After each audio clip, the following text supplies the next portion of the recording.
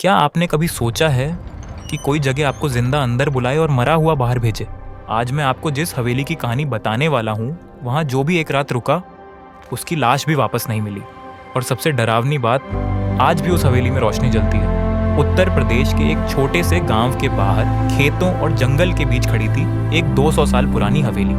दिन में भी कोई उधर नहीं जाता था और रात के बाद तो उस रास्ते से गुजरना मौत को न्योता देना माना जाता था, क्योंकि पिछले 30 सालों में जो भी उस हवेली के अंदर गया वो कभी वापस नहीं आया। इस कहानी का मुख्य किरदार था आरव, एक शहर से आया हुआ पत्रकार और कंटेंट क्रिएटर। आरव को भूत प्रेत पर विश्वास नहीं था। उसका मानना था कि डर सिर्फ दिमाग का खेल है। उसने फैसला किया, मैं इस हवेली में एक रात रहूंगा और सच दुनिया को दिखाऊंगा। शाम के ठीक 7 बजे आरव हवेली के सामने खड़ा था। हवेली का दरवाजा अपने आप झर्र की आवाज के साथ खुला।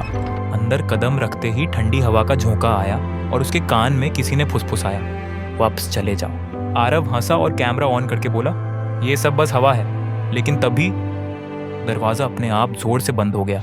रात के 12 बजते ही हवेली के अंदर कदमों की आवाजें आने लगी। आरव ने टॉर्च घुमाई और सामने दिखा एक पुराना आईना जिसमें उसका अक्स नहीं था।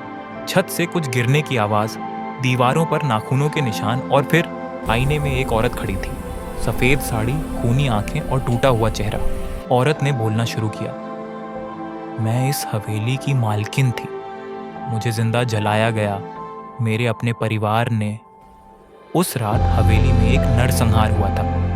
निर्दोष लोगों की बलि दी गई थी ताकि हवेली अमर रहे। और अब हवेली हर 10 साल में एक इंसान मांगती है। घड़ी में रात के 3 बज रहे थे। दीवारों से खून टपकने लगा, फर्श पर लाशें दिखने लगी। औरत ने आरव का हाथ पकड़ा और कहा, अब तुम्हारी बारी है। आरव चिल्लाया, भागा, सीढ़ियों से गिरा, लेकिन हवेली हर रास्ता बदल रही थी। आखिरकार वो उसी कमरे में आ गया जहां पहले सैकड़ों लोग मरे थे। सुबह गांव वाले जब उधर से गुजरे तो हवेली का दरवाजा खुला था। अंदर कोई लाश नहीं थी, सिर्फ एक कैमरा पड़ा था जो अब भी रिकॉर्ड कर रहा था।